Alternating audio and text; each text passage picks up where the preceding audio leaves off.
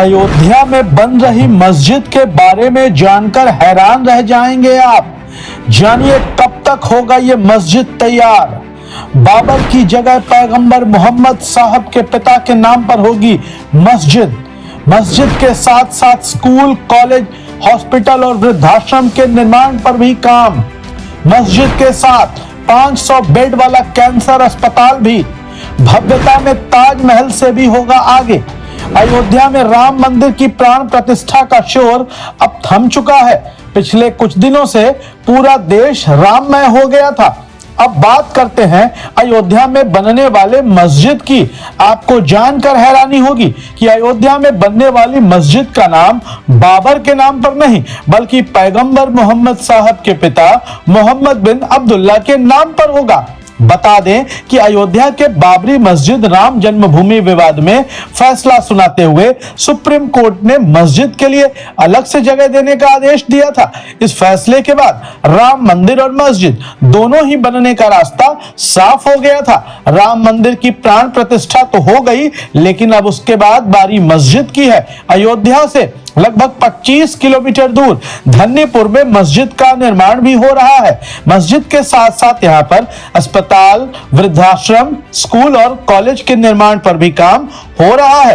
कुल 11 एकड़ जमीन पर यह निर्माण कार्य होने जा रहा है। सरकार ने मस्जिद बनाने के लिए 5 एकड़ जमीन दी थी, लेकिन उसके बाद सुन्नी वक्फ बोर्ड ने भी उसके साथ 6 एकड़ का एक और प्लॉट इसके साथ जोड़ दिया है। यह निर्माण कार्य IICF यानी इंडो इस्लामिक कल्चरल फाउंडेशन की देखरेख में हो रहा है। इस स्थान को दवा और दुआ का बहुसांस्कृतिक स्थल बनाने का प्रयास हो रहा है। IICF यहाँ पर 500 बेड वाला एक कैंसर अस्पताल, 2 कॉलेज, 1 वृद्धाश्रम के साथ साथ एक पूर्ण शाकाहारी रसोई घर के अलावा बगीचों और फव्वारों के बीच भव्य मस्जिद बनाने की योजना पर काम कर रहा है। मस्जिद डेवलपमेंट कमेटी के नवनियुक्त अध्यक्ष हाजी अरफात शेख चाहते हैं कि यह एक ऐसी जगह हो जहां सभी धर्मों के लोग आना चाहें। उन्होंने कहा कि शाकाहारी कैंटीन, अस्पताल, कॉलेज सभी सही फैसले हैं। इससे सभी धर्मों के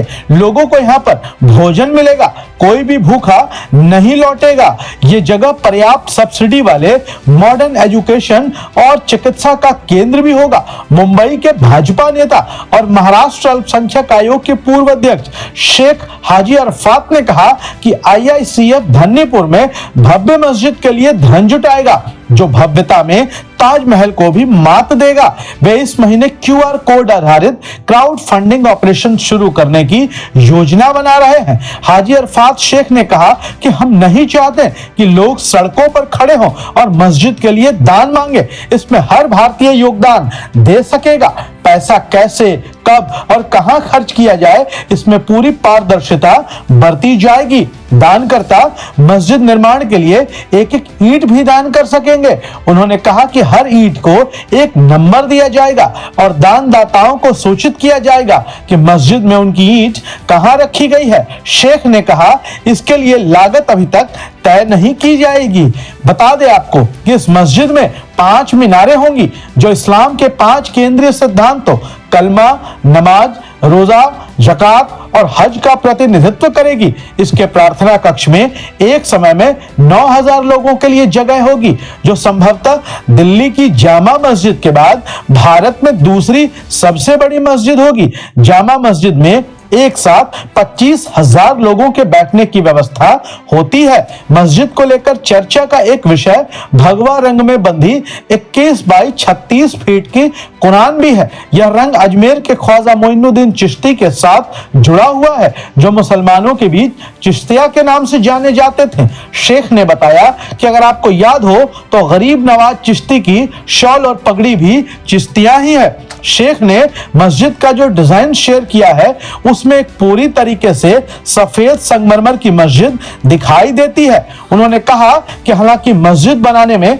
दूसरे पत्थरों का भी उपयोग किया जाएगा, डिजाइन में बदलाव भी किया जा सकता है, क्योंकि कुछ लोगों ने बदलाव की मांग भी की है। बावजूद इसके मस्जिद देखने लायक होगी, जो ताजमहल से भी ज्यादा खूबसूरत होगी। शेख चाहते हैं कि सभी धर्मों के लोग यहाँ आए। पर्यटकों के लिए एक बड़े मछली घर बनाने की योजना भी बनाई गई है और दिन की आखिरी नमाज के साथ ये फव्वारे जीवंत हो उठेंगे। उन्होंने कहा यहाँ उन सभी निर्दोष और मासूम लोगों के लिए प्रार्थना करने की भी जगह होगी जो बाबरी मस्जिद की शहादत के दौरान हुई झड़पों के दौरान मारे गए थे। कॉलेजों को लेकर शेख ने कहा यहाँ पर सभी धर्मों और सभी बैकग्राउंड के छात्रों को प्रवेश मिलेगा। हालांकि उन्होंने मुसलमानों के लिए कम कट ऑफ पर फैसला नहीं किया है। उन्होंने कहा कि हम उम्र दराज मुस्लिम छात्रों विशेषकर लड़कियों को उच्च शिक्षा प्राप्त करने के लिए प्रोत्साहित करना चाहते हैं।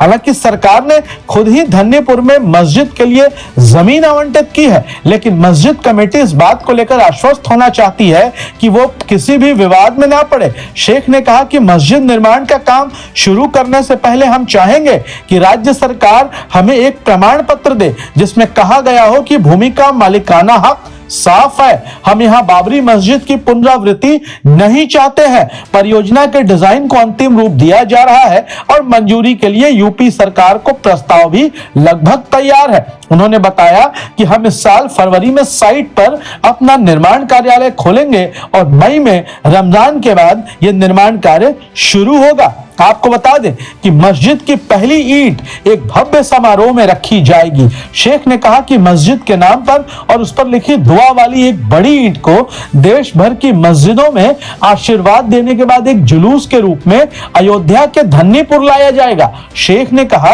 संत सरकार पीर आदिल जिनकी कब्र बीजापुर में है, उनके एक वंशज के हाथों मुंबई से नींव के लिए पहली ईंट लाई जाएगी। हम सब ट्रेन से अयोध्या जाएंगे और प्रत्येक स्टेशन पर ईंट की पूजा की जाएगी। उन्होंने कहा कि मस्जिद का निर्माण 5 से 6 साल तक चल सकता है और ट्रस्ट मस्जिद में पहली नमाज के लिए मक्का से इमाम को बुलाएगा। उम्मीद जताई जा रही है कि यह मस्जिद 2030 तक कंप्लीट हो जाएगा। यह पूछे जाने पर कि क्या उनका मानना है कि मस्जिद सभी धर्मों के लोगों को एक साथ ला सकती है, तो इस पर शेख ने कहा ये वो प्रतिबद्धता है जो उन्होंने और IICF ने खुद से की है। मुझे उम्मीद है कि हम पुराने घावों को भरने और उज्जवल भविष्य की ओर बढ़ने में सक्षम हैं।